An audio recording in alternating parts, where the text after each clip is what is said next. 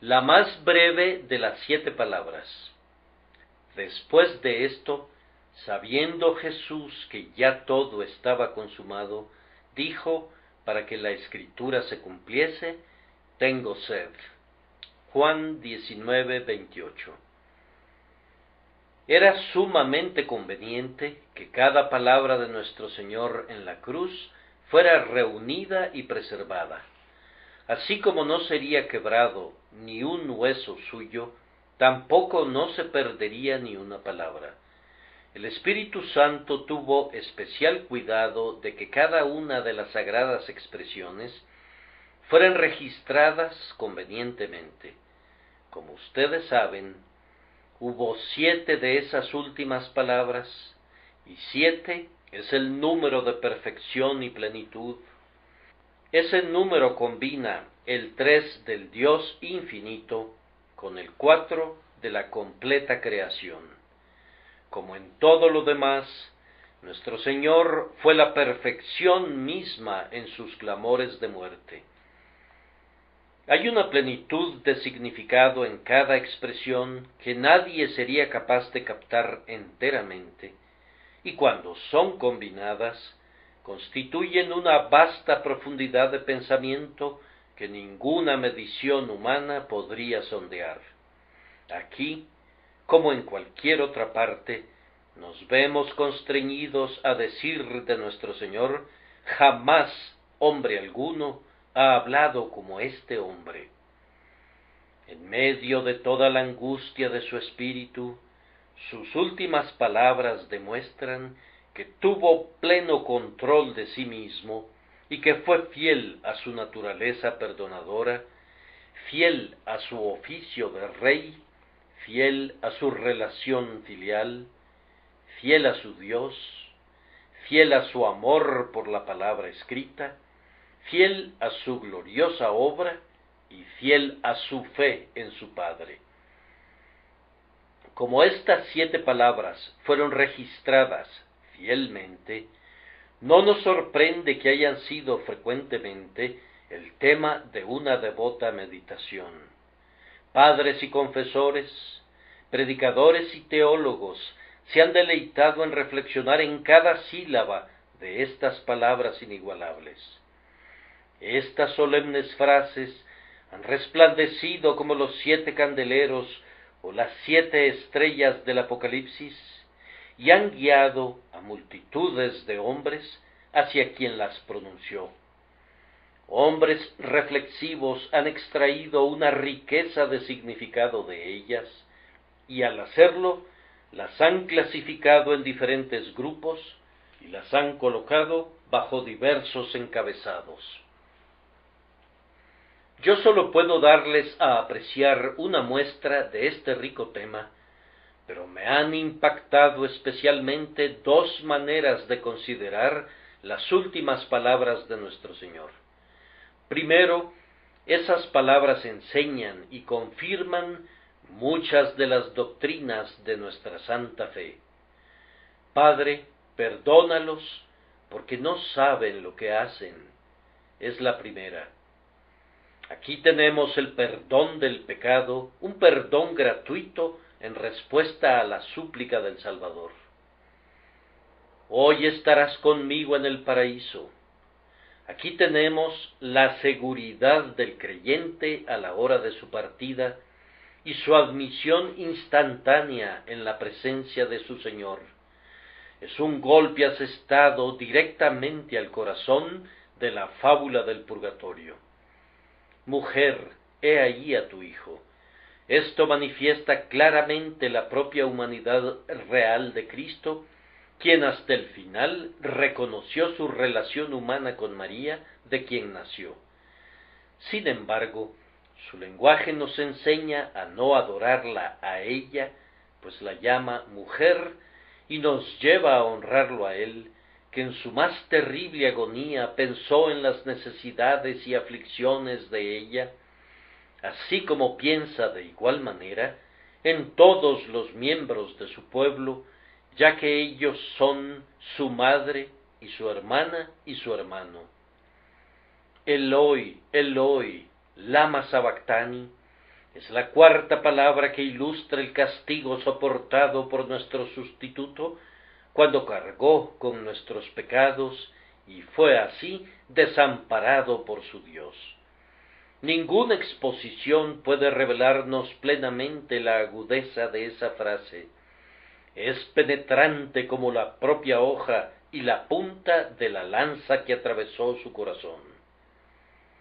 Tengo sed es la quinta palabra, y su expresión nos enseña la verdad de la Escritura, pues todas las cosas fueron llevadas a cabo para que la Escritura se cumpliese, y por eso nuestro Señor dijo, tengo sed.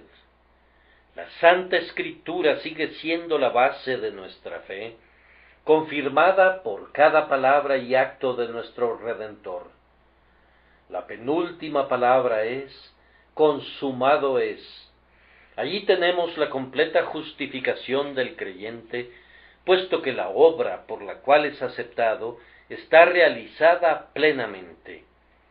La última de sus palabras finales es tomada también de las Escrituras y nos muestra dónde se alimentaba su mente. Clamó antes de inclinar la cabeza que había sostenido erecta en medio de todo su conflicto, como uno que nunca cedió. Padre, en tus manos encomiendo mi espíritu. En ese clamor hay reconciliación para con Dios. Aquel que estuvo en nuestro lugar había completado toda su obra, y ahora su espíritu regresa al Padre y nos lleva con él. Por tanto, ustedes pueden ver que cada palabra nos enseña alguna doctrina fundamental de nuestra bendita fe. El que tiene oídos para oír, oiga. Un segundo modo de considerar estas 7 palabras es comprobar que exponen la persona y los oficios de nuestro Señor que las pronunció. Padre, perdónalos porque no saben lo que hacen. Aquí vemos al mediador intercediendo. Jesús está delante del Padre, suplicando por el culpable. De cierto te digo que hoy estarás conmigo en el paraíso. Aquí está el Señor Jesús en el poder de un rey, abriendo con la llave de David una puerta que nadie puede cerrar, admitiendo dentro de las puertas del cielo a la pobre alma que le había confesado sobre el madero. Salve, eterno Rey en el cielo, tú admites a tu paraíso a quien quiera que te agrade. Tampoco estableces un tiempo de espera, sino que abres la puerta de perla al instante. Tú tienes todo poder en el cielo, así como en la tierra. Luego vino, mujer, he allí tu hijo. Allí vemos al Hijo del Hombre preocupándose por su afligida madre con la ternura de un hijo. En una palabra anterior, cuando abrió el paraíso, vieron al Hijo de Dios. Ahora ven a aquel que fue cierta y verdaderamente nacido de una mujer y sometido a la ley, y bajo la ley le ven todavía, pues honra a su madre y se preocupa por ella en el artículo de la muerte. Luego viene, Dios mío, ¿por qué me has desamparado? Aquí contemplamos su alma humana en angustia, su íntimo corazón sobrecogido por la retirada del rostro de Jehová, y siendo conducido a clamar como sumido en la perplejidad y en el asombro. Tengo sed, es su cuerpo humano atormentado por un penoso dolor. Aquí pueden ver cómo la carne mortal tuvo que participar en la agonía del espíritu interior. Consumado es la penúltima palabra, y allí ven al Salvador perfecto, al capitán de nuestra salvación que ha completado el cometido asumido, que terminó con la transgresión, que puso un fin al pecado y que trajo la justicia eterna. La última palabra al expirar en la que encomendó su espíritu a su Padre, es la nota de aceptación para sí mismo y para todos nosotros. Al encomendar su espíritu a la mano del Padre, así lleva a todos los creyentes cerca de Dios, y de allí en adelante estamos en la mano del Padre, que es más grande que todos, por lo que nadie nos arrancará de allí. ¿Acaso no es este un fértil campo de pensamiento? Que el Espíritu Santo nos conduzca a menudo a espigar allí. Hay muchas otras maneras en las que se pudieran leer estas palabras, y se encontraría que todas están llenas de instrucción, como los peldaños de una escalera o los eslabones de una cadena de oro. Hay una dependencia mutua y una vinculación interna entre cada una de las palabras, de tal manera que una conduce a la otra y esa a una tercera. Separadamente o en conexión, las palabras de nuestro Maestro desbordan instrucción para las mentes ponderativas, pero de todas ellas, con la excepción de una, debo decir, de las cuales no se puede hablar ahora en detalle. Nuestro texto contiene la más breve de todas las palabras del Calvario. Consta de 2 palabras en nuestro idioma, tengo sed, pero en el idioma griego solo tiene una. No puedo decir que sea breve y dulce, pues, ay, fue la amargura misma para nuestro Señor Jesús. Y, sin embargo, yo confío que de su amargura ha de brotar una gran dulzura para nosotros. Aunque fueron amargas para él al decirlas, serán dulces para nosotros al oírlas, tan dulces que toda la amargura de nuestras pruebas serán olvidadas al recordar el vinagre y la hiel que él bebió. Con la ayuda del Espíritu Santo intentaremos considerar estas palabras de nuestro Salvador bajo una luz quíntupla. Primero, hemos de mirarlas como la enseña de su verdadera humanidad. Jesús dijo, tengo sed, y esta es la queja de un hombre. Nuestro Señor es el hacedor del océano y de las aguas que están sobre el firmamento. Su mano detiene o abre las botellas del cielo y hace llover sobre malos y buenos. Suyo también el mar, pues Él lo hizo, y Él abre todas las fuentes y los manantiales.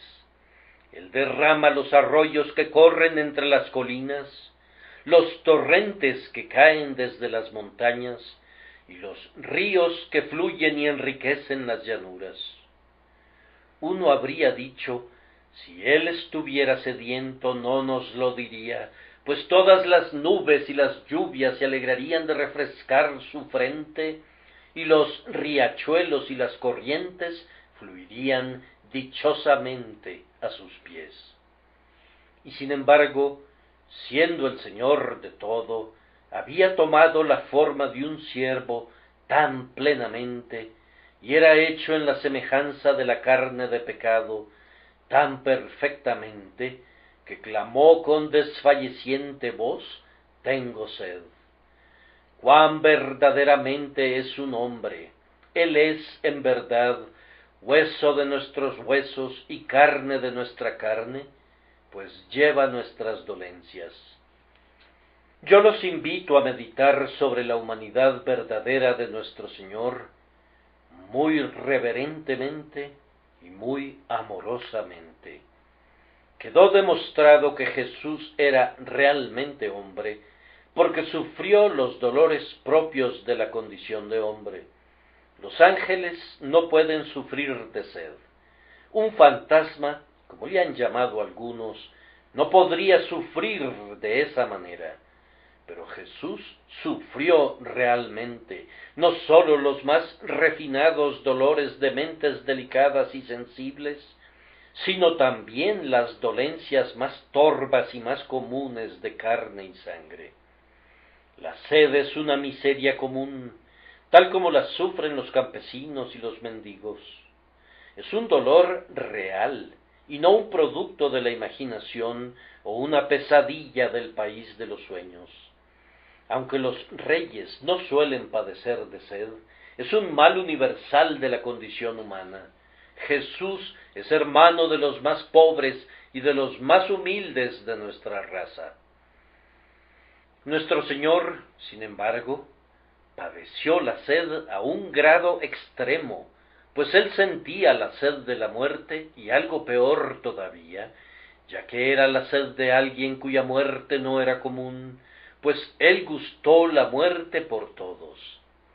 Tal vez esa sed fue provocada en parte por la pérdida de sangre y por la fiebre creada por la irritación causada por sus 4 dolorosas heridas.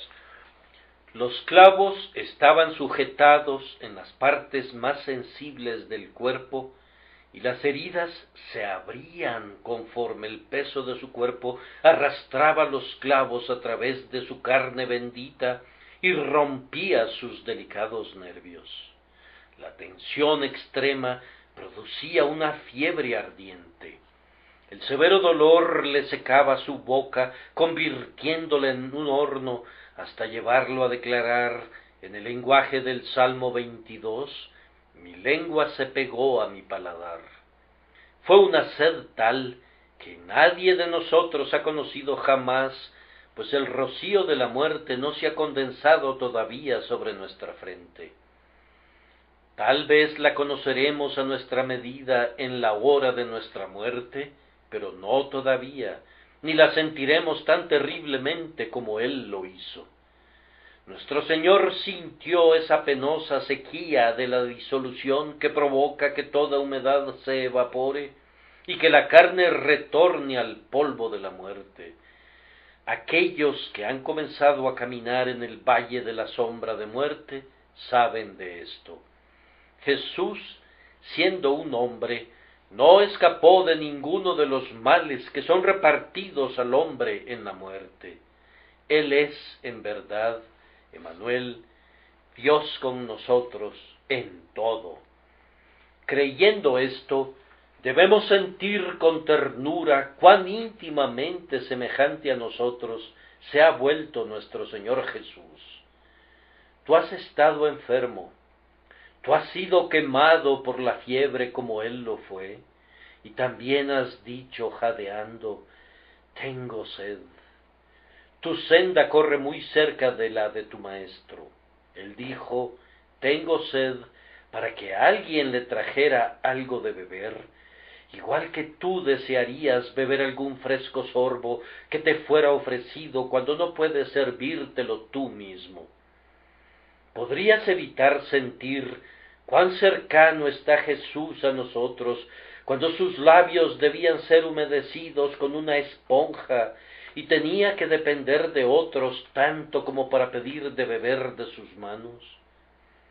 La próxima vez que tus labios enfebrecidos murmuren, tengo mucha sed, te podrías decir, esas son palabras sagradas, pues mi Señor habló de esa manera.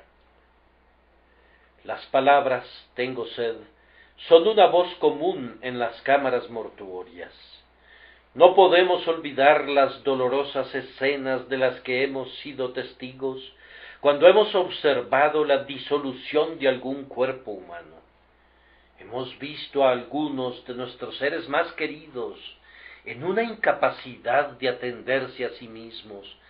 El sudor de la muerte estaba sobre ellos, y esta ha sido una de las señales de su próxima disolución, que ardían de sed, y sólo podían musitar entre sus labios semiabiertos, dame de beber.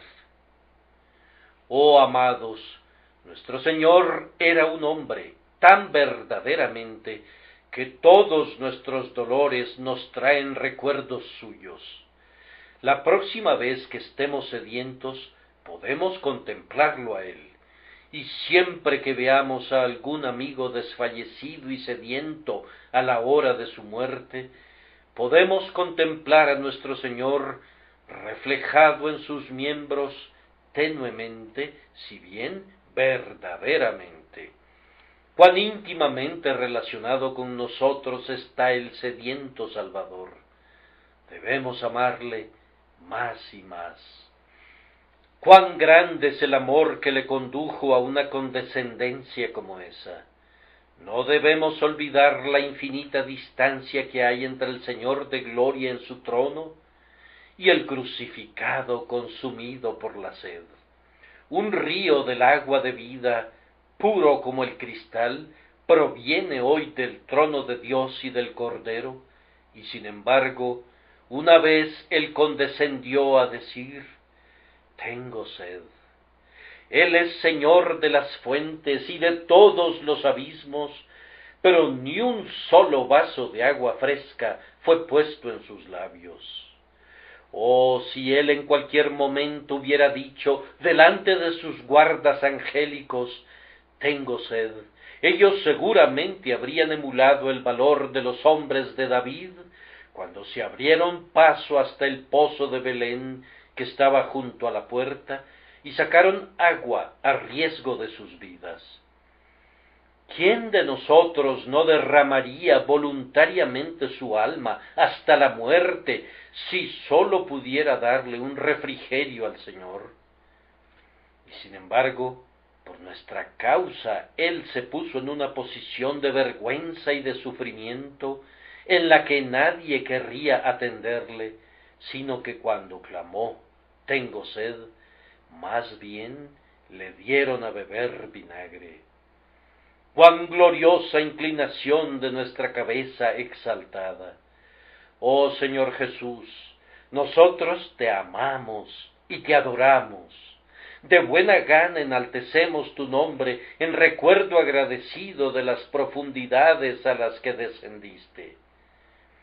Mientras admiramos así su condescendencia, nuestros pensamientos han de dirigirse con deleite a su evidente identificación con nosotros. Pues si Jesús dijo: tengo sed, entonces Él conoce todas nuestras fragilidades y aflicciones.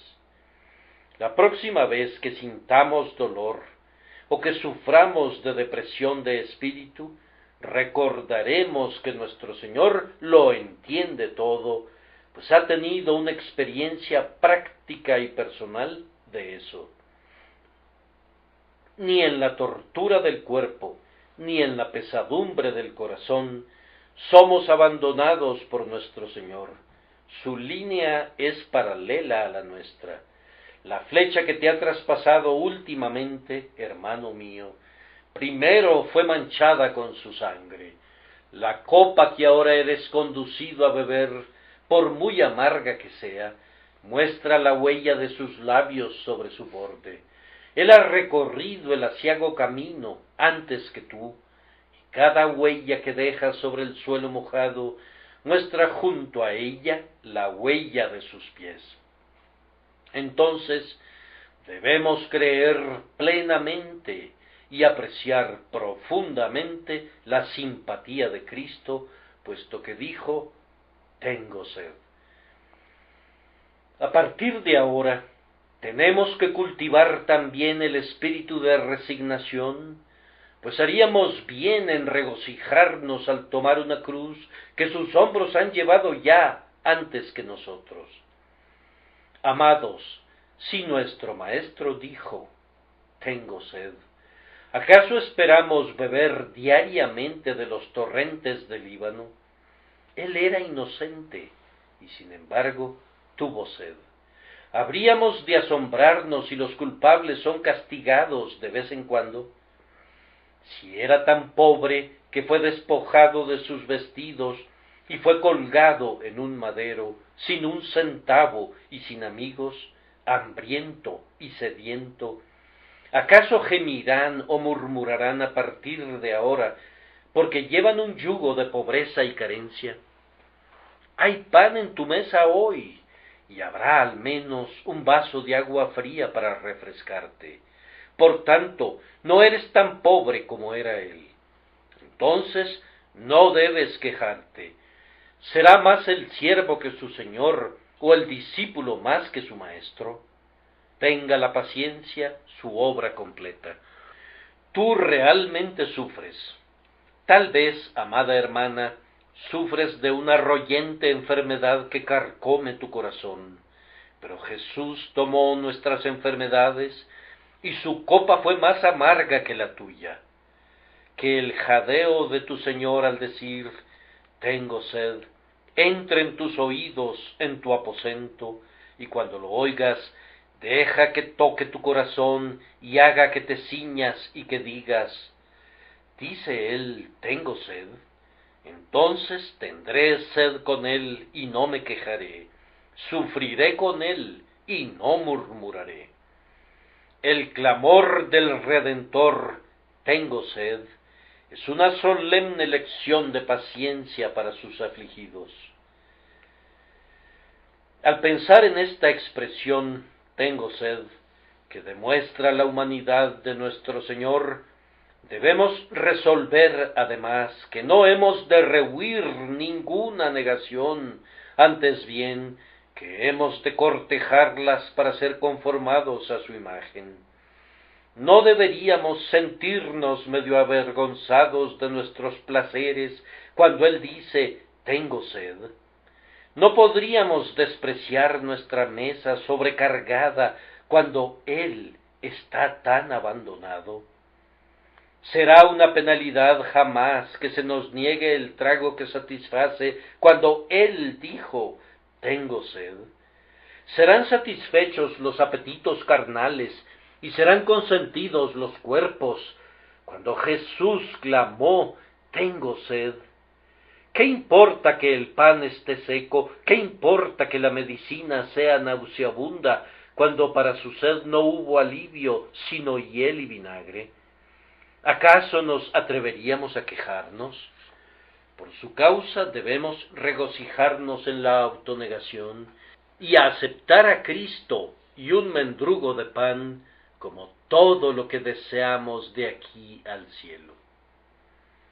Un cristiano que vive para satisfacer los bajos apetitos de una bestia bruta, para comer y beber casi hasta la glotonería y la ebriedad, es completamente indigno del nombre.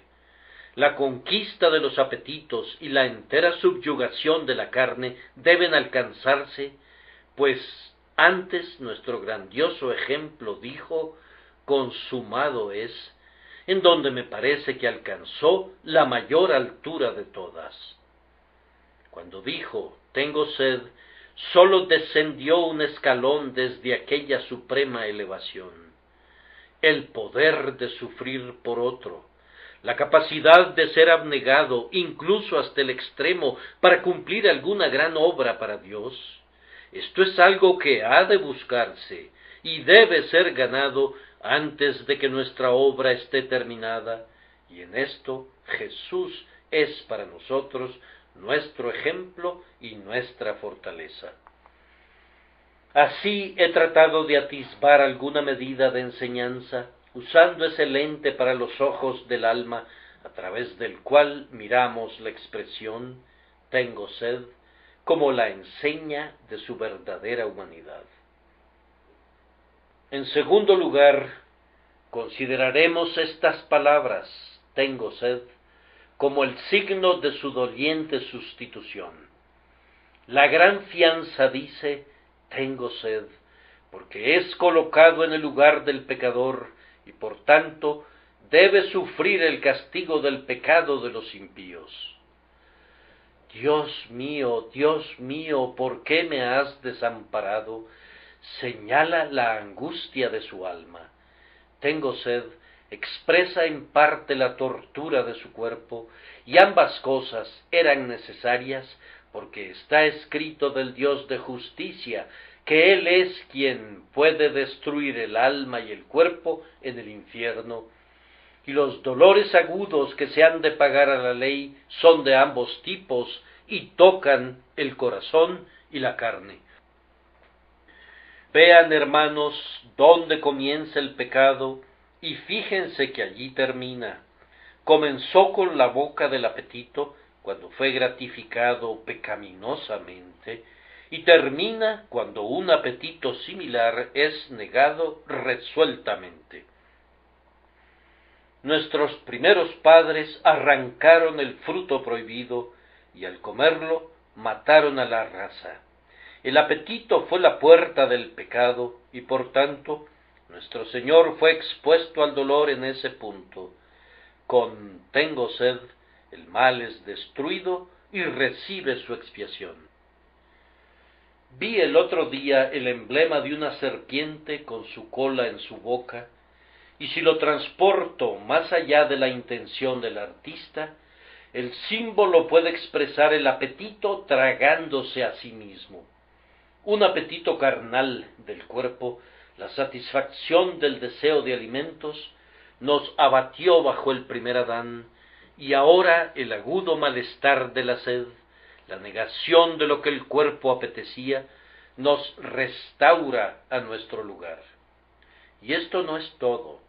Sabemos por experiencia que el efecto presente del pecado en todo hombre que se entrega a él es la sed del alma. La mente del hombre es como las hijas de la sanguijuela que dicen todo el tiempo, dame, dame. Entendida metafóricamente, la sed es insatisfacción, el deseo ardiente de la mente de algo que no tiene, pero que desea con vehemencia. Nuestro Señor dice, si alguno tiene sed, venga a mí y beba, siendo esa sed el resultado del pecado en cada hombre impío en este momento. Ahora, estando en el lugar del impío, Cristo sufre de sed como un tipo que nos enseña que está soportando el resultado del pecado. Más solemne aún es la reflexión de que, de acuerdo a la propia enseñanza de nuestro Señor, la sed será también el eterno resultado del pecado, pues Él dice en relación al glotón millonario, y en el Hades alzó sus ojos, estando en tormentos, y su petición, que le fue negada, fue, Padre Abraham, ten misericordia de mí, y envía a Lázaro para que moje la punta de su dedo en agua, y refresque mi lengua, porque estoy atormentado en esta llama. Ahora, recuerden que si Jesús no hubiera tenido sed, cada uno de nosotros habría tenido sed por siempre, muy lejos de Dios, con una impasable cima entre nosotros y el cielo. Nuestras lenguas pecaminosas, ampolladas por la fiebre de la pasión, habrían tenido que arder eternamente si su lengua no hubiese sido atormentada por la sed en lugar nuestro. Yo supongo que la frase tengo sed fue expresada suavemente, de modo que quizás uno o dos que estaban cerca de la cruz alcanzaron a oírla, en contraste con el más fuerte clamor lama sabactani y el triunfante grito de consumado es, ese suspiro que fue suave y desfalleciente, tengo sed, ha calmado la sed para nosotros que de otra manera, insaciablemente feroz, habría hecho presa de nosotros a lo largo de la eternidad. Oh asombrosa sustitución del justo por el injusto, de Dios por el hombre, del perfecto Cristo por nosotros, seres culpables y rebeldes que merecíamos el infierno. Debemos engrandecer y bendecir el nombre de nuestro Redentor.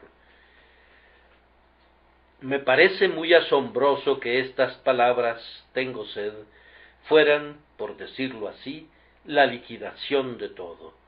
Tan pronto dijo, tengo sed, y sorbió el vinagre, clamó, consumado es, y todo terminó.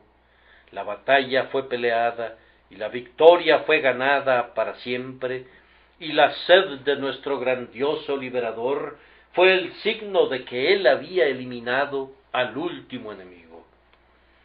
La inundación de su dolor había sobrepasado la línea de pleamar y comenzaba a bajar. Tengo sed Fue la experimentación del último dolor agudo. ¿Qué si digo que fue la expresión del hecho de que sus dolores habían comenzado a cesar por fin, y que su furia había pasado y le había dejado en libertad de notar sus dolores menores? La excitación de una gran lucha hace que los hombres olviden la sed y la debilidad. Es sólo cuando todo ha terminado que vuelven en sí y notan el desgaste de sus fuerzas. La gran agonía de ser desamparado por Dios había terminado, y cuando la tensión fue retirada, se sentía desfallecido. Me gusta pensar que la palabra de nuestro Señor, consumado es, fue dicha inmediatamente después de que hubo exclamado, tengo sed, pues estas dos voces vienen muy naturalmente juntas. Nuestro glorioso Sansón había luchado contra nuestros enemigos. Un montón, 2 montones había herido a sus miles, y ahora como Sansón estaba terriblemente sediento. Sorbió del vinagre y se refrescó, y tan pronto como hubo apagado la sed, clamó como un vencedor, consumado es, y abandonó el campo cubierto de renombre. Debemos exultarnos al ver a nuestro sustituto completando su obra hasta su más amargo fin, y luego con un consummatum est, consumado es, retornando a su Padre, Dios. Oh almas cargadas de pecado, descansen ustedes aquí, y descansando, vivan. Ahora tomaremos el texto desde una tercera perspectiva, y pedimos que el Espíritu de Dios nos instruya una vez más. La expresión tengo sed expuso un tipo del tratamiento del hombre para su Señor. Fue una confirmación del testimonio de la Escritura con relación a la enemistad natural del hombre para con Dios. De acuerdo al pensamiento moderno, el hombre es una criatura muy buena y noble que se esfuerza por volverse mejor. Ha de ser grandemente alabado y admirado, pues se dice que su pecado es una búsqueda de Dios y su superstición es una lucha por alcanzar la luz. Puesto que es un ser grandioso y excelentísimo, la verdad debe ser alterada para él, y el Evangelio ha de ser modulado para que se adecúe al tono de sus variadas generaciones, y todos los arreglos del universo han de subordinarse a sus intereses. La justicia debe abandonar el campo, no vaya a resultar demasiado severa para un ser tan merecedor. En cuanto al castigo, no debe susurrarse a sus corteses oídos.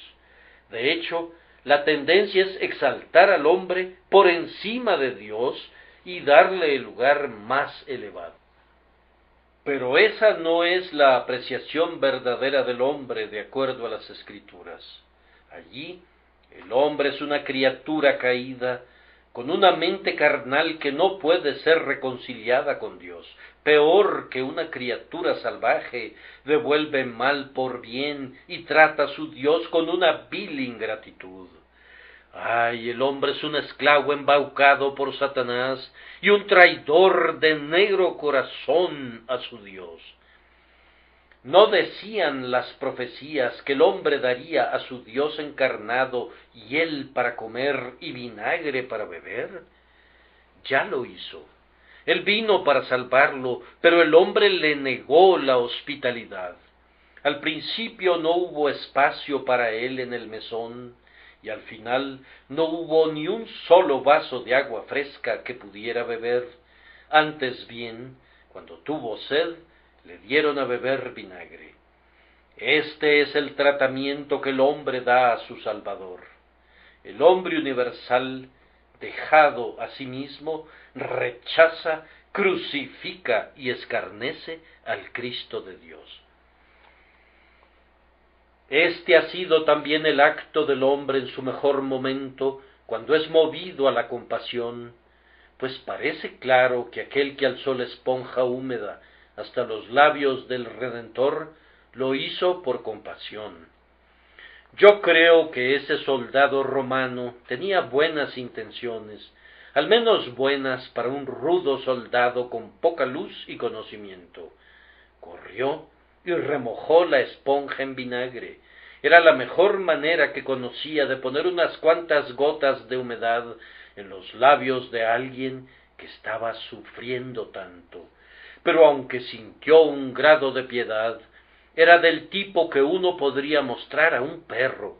No sintió ninguna reverencia, sino que se burlaba al tiempo que aliviaba.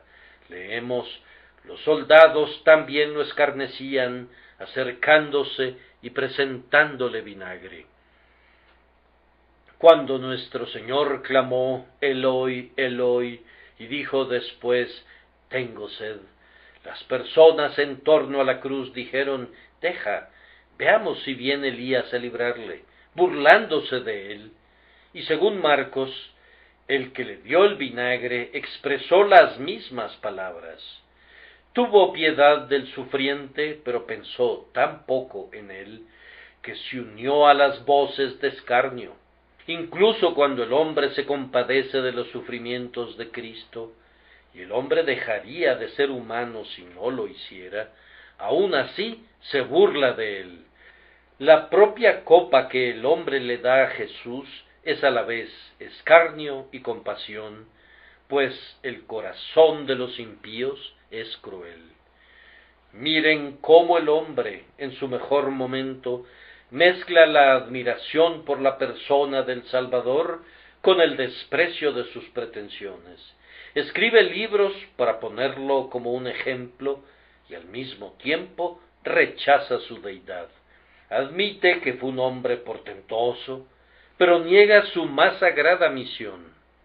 Encomia su enseñanza ética y luego pisotea su sangre. Así también le da de beber, pero la bebida es vinagre. Oh, mis oyentes, eviten elogiar a Jesús y negar su sacrificio expiatorio. Eviten rendirle homenaje y deshonrar su nombre al mismo tiempo. Ay, hermanos míos, no puedo decir mucho sobre el recuento de la crueldad del hombre hacia nuestro Señor, sin hacer referencia a mí mismo y a ustedes. ¿Acaso nosotros no le hemos dado a beber vinagre a menudo? ¿No hicimos eso años antes de que lo conociéramos? Solíamos derretirnos cuando oíamos acerca de sus sufrimientos, pero no nos arrepentíamos de nuestros pecados. Le dábamos nuestras lágrimas y luego lo contristábamos con nuestros pecados. Algunas veces pensábamos que lo amábamos cuando oíamos la historia de su muerte, pero no cambiábamos nuestras vidas por causa de él, ni poníamos nuestra confianza en él, y así le dábamos a beber vinagre. Y la aflicción no termina ahí, pues las mejores obras que hemos hecho jamás, y los mejores sentimientos que hemos sentido jamás, y las mejores oraciones que hemos ofrecido jamás, ¿acaso no han sido amargados y agriados por el pecado? ¿Podrían compararse con el vino generoso? ¿No son acaso más semejantes al punzante vinagre? Me asombra que las haya recibido jamás, como uno se pregunta por qué recibió este vinagre, y sin embargo los ha recibido y nos ha sonreído por presentárselos. Él supo cómo convertir el agua en vino en una ocasión, y en amor inigualable ha convertido a menudo nuestras amargas libaciones en algo dulce para sí, aunque en sí mismas, me parece, han sido el jugo de uvas amargas lo suficientemente agrias para producirle dentera. Por lo tanto, podemos presentarnos delante de él con todo el resto de nuestra raza, cuando Dios los rinda al arrepentimiento por su amor y lo miren a él, a quien hemos traspasado y lloramos por él como quien se aflige por su primogénito. Haríamos bien en recordar nuestras faltas en este día, nosotros cuya propensión a olvidar que tu precioso amor en el olivo bañó tu frente con sudor sangriento, nosotros cuyos pecados con terrible poder como una nube descendieron sobre ti en aquella hora que excluyó a Dios, nosotros que todavía en pensamiento y obra a menudo sostenemos la amarga vara para ti en tu tiempo de necesidad. He tocado este punto muy ligeramente porque quiero un poco más de tiempo para reflexionar sobre una cuarta perspectiva de esta escena. Pido que el Espíritu Santo nos ayude a oír una cuarta sintonización de esta música doliente. Tengo sed. Pienso, queridos amigos, que el clamor que decía «tengo sed» fue la expresión mística del deseo de su corazón. Tengo sed. No puedo pensar que lo único que sentía era la sed natural. Sin duda tenía necesidad de agua, pero su alma estaba sedienta en un sentido más elevado. En verdad, pareciera que él habló para que se cumplieran las Escrituras en lo relativo al ofrecimiento del vinagre. Siempre estuvo en armonía consigo mismo, y su cuerpo fue siempre expresivo de los deseos ardientes de su alma, así como también de sus propios anhelos. Tengo sed, quería decir que su corazón estaba sediento de salvar a los hombres. Esta sed había estado en él desde sus más tempranos días terrenales. ¿No sabíais, dijo él, siendo todavía un muchacho, que en los negocios de mi padre me es necesario estar? ¿No les dijo a sus discípulos, de un bautismo tengo que ser bautizado, y cómo me angustio hasta que se cumpla? Tenía sed de arrancarnos de entre las fauces del infierno, de pagar el precio de nuestra redención y de liberarnos de la eterna condenación que pesaba sobre nosotros. Y cuando su obra estaba casi completada en la cruz, su sed no había sido aliviada y no podía serlo hasta decir, consumado es. Está casi hecho, oh Cristo de Dios, tú casi has salvado a tu pueblo. Queda una sola cosa más, que debes morir realmente, y a esto se debe tu poderoso deseo de llegar hasta el fin y de completar tu labor. Tú estabas constreñido hasta sentir el último dolor agudo y hasta decir la última palabra para completar la plena redención, y de allí tu clamor, tengo sed. Amados, hay ahora en nuestro Maestro, y siempre ha habido, una sed de amor de su pueblo. ¿No recuerdan cuán tremenda era su sed en los antiguos días del profeta? Evoquen su queja en el capítulo 5 de Isaías. Ahora cantaré por mi amado el cantar de mi amado a su viña. Tenía mi amado una viña en una ladera fértil. La había cercado y despedregado y plantado de vides escogidas. Había edificado en medio de ella una torre y hecho también en ella un lagar. ¿Qué esperaba de su viña y de su lagar? ¿Qué otra cosa esperaba sino el jugo de la vid para poder refrescarse? Y esperaba que diese uvas, y dio uvas silvestres. Dio vinagre, mas no vino. Amargura, mas no dulzura.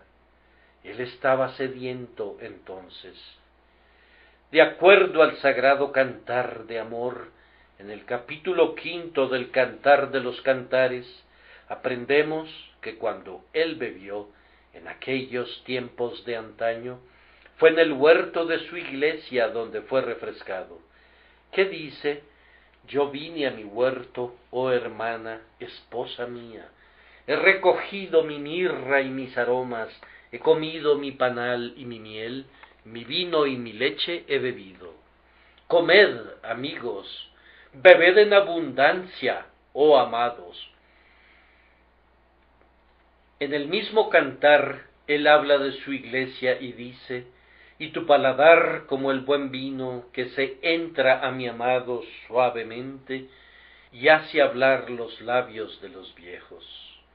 Y sin embargo, en el capítulo 8, la esposa dice, yo te haría beber vino adobado del mosto de mis granadas.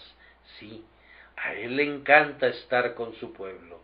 Ellos son el huerto donde camina para refrescarse, y el amor de ellos y sus gracias son la leche y el vino que a él le encanta beber. Cristo siempre estuvo sediento de salvar a los hombres y de ser amado por los hombres, y vemos un tipo de su deseo vitalicio cuando, estando cansado, se sentó así junto al pozo y le dijo a la mujer de Samaria, dame de beber. Había un significado más profundo en sus palabras de lo que ella se imaginaba, como un versículo posterior lo demuestra plenamente, cuando le dijo a sus discípulos, yo tengo una comida que comer que vosotros no sabéis. Él obtenía refrigerio espiritual al ganar para sí el corazón de esa mujer. Y ahora, hermanos, nuestro bendito Señor tiene en este momento una sed de comunión con cada uno de ustedes, los que son miembros de su pueblo, no porque pudieran hacerle algún bien, sino porque Él puede hacerles un bien a ustedes. Él tiene sed de bendecirlos, de recibir a cambio su agradecido amor. Él tiene sed de verlos mirar con ojos creyentes a su plenitud, y de que le ofrezcan con mano extendida su vacío, para que Él remedie la carencia. Él dice, he aquí, yo estoy a la puerta y llamo. ¿Para qué llama? Es para comer y beber contigo, pues Él promete que si le abrimos, entrará y cenará con nosotros y nosotros con Él. Vean, Él todavía está sediento de nuestro pobre amor, y seguramente no podemos negárselo. Vengan y derramemos vasijas llenas hasta que su gozo sea cumplido en nosotros. ¿Y qué le hace amarnos así? Eso no podría decirlo, excepto su propio gran amor. Él debe amar, es su naturaleza. Él tiene que amar a sus escogidos, a quienes comenzó a amar una vez, pues Él es el mismo ayer, hoy y para siempre. Su gran amor le hace sentir sed de tenernos mucho más cerca de lo que estamos. Él no estará satisfecho hasta que todos sus redimidos estén más allá del alcance de los proyectiles del enemigo. Voy a darles una de sus oraciones sedientas. Padre, aquellos que me has dado, quiero que donde yo estoy, también ellos estén conmigo, para que vean mi gloria. Él te quiere, hermano. Él te quiere, hermana. Él anhela tenerlos enteramente para sí. Vengan a Él en oración, vengan a Él en comunión, vengan a Él con una perfecta consagración, vengan a Él entregando su ser entero a las dulces influencias misteriosas de su espíritu. Siéntense a sus pies con María, apóyense en su pecho con Juan, sí, vengan con la esposa en el cantar y digan, oh, si él me besara con besos de su boca, porque mejores son tus amores que el vino. Él pide eso, ¿no se lo darás? Está tan congelado tu corazón que ni un solo vaso de agua fresca puede ser derretido para Jesús. ¿Eres tibio? Oh hermano, si Él dice, Tengo sed, y tú le traes un corazón tibio. Eso es peor que el vinagre, pues él ha dicho, te vomitaré de mi boca. Él puede aceptar vinagre, pero no un corazón tibio. Vamos, llévale tu cálido corazón, y deja que beba de ese cáliz purificado todo lo que quiera. Todo tu amor ha de ser suyo. Yo sé que a él le encanta recibir algo de ti, porque él se deleita incluso con un vaso de agua fría que tú le des a uno de sus discípulos. ¿Cuánto no se deleitará en la dádiva de todo tu ser a él? Por tanto, ya que tienes sed, dale de beber en este día. Por último, el clamor de tengo sed es para nosotros el modelo de nuestra muerte con él. ¿Acaso ignoran, amados, pues hablo con los que conocen al Señor, que han sido crucificados juntamente con Cristo? Bien, entonces, ¿qué significa este clamor, tengo sed, sino que nosotros hemos de estar sedientos también? No estamos sedientos según la antigua manera en la que estábamos amargamente afligidos, pues él ha dicho, el que bebiere del agua que yo le daré, no tendrá sed jamás. Pero ahora codiciamos una nueva sed, un apetito refinado y celestial, una gran urgencia de nuestro Señor. Oh bendito Maestro, si estamos en verdad clavados al madero contigo, danos sed de ti, con una sed que únicamente la copa del nuevo pacto en tu sangre puede satisfacer jamás. Ciertos filósofos han dicho que a ellos les gusta perseguir la verdad, incluso más que el conocimiento de la verdad. Yo difiero grandemente de ellos, pero esto diré, que después del gozo real de la presencia de mi Señor, amo tener hambre y sed de Él. Rutherford usó palabras más o menos en este sentido. Yo tengo sed de mi Señor, y esto es un gozo que nadie me quita. Incluso si no puedo acercarme a Él, estaré lleno de consuelo, pues tener sed de Él es el cielo, y seguramente Él nunca negará a una pobre alma la libertad de admirarle y de adorarle y de tener sed de Él. En cuanto a mí, quisiera volverme más y más insaciable de mi divino Señor, y cuando tenga mucho de Él, todavía anhelaré más, y luego más, y todavía más. Mi corazón no estará contento hasta que Él sea todo en todo para mí, y yo esté totalmente perdido en Él.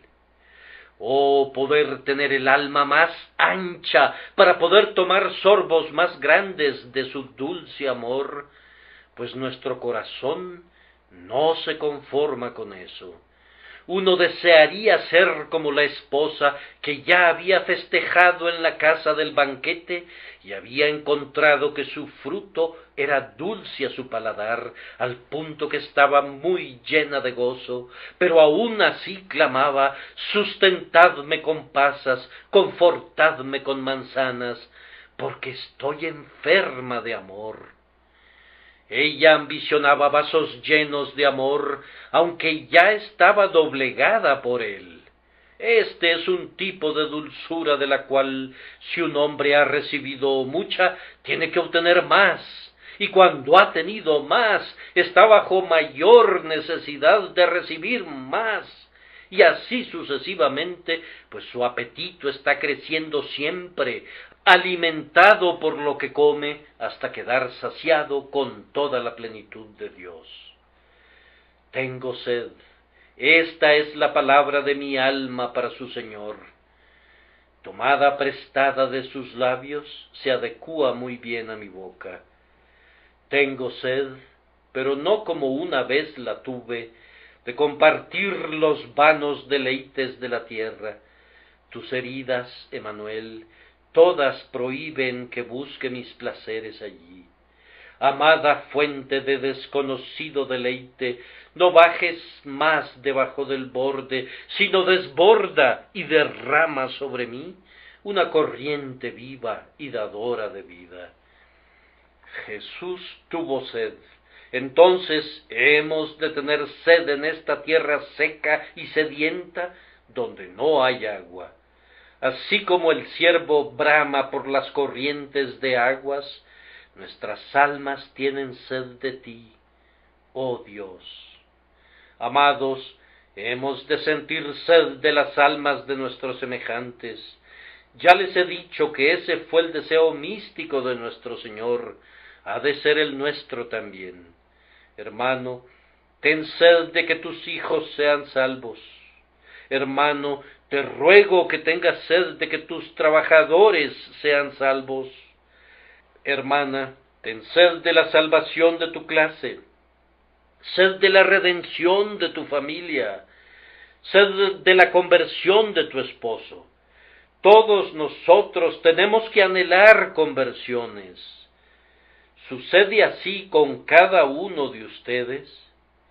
Si no es así, pónganse en movimiento de inmediato, fijen su corazón en alguien que no es salvo y sientan sed hasta que sea salvo. Es la manera por la que muchos serán llevados a Cristo cuando esta bendita sed del alma de la verdadera caridad cristiana esté en aquellos que son salvos ellos mismos.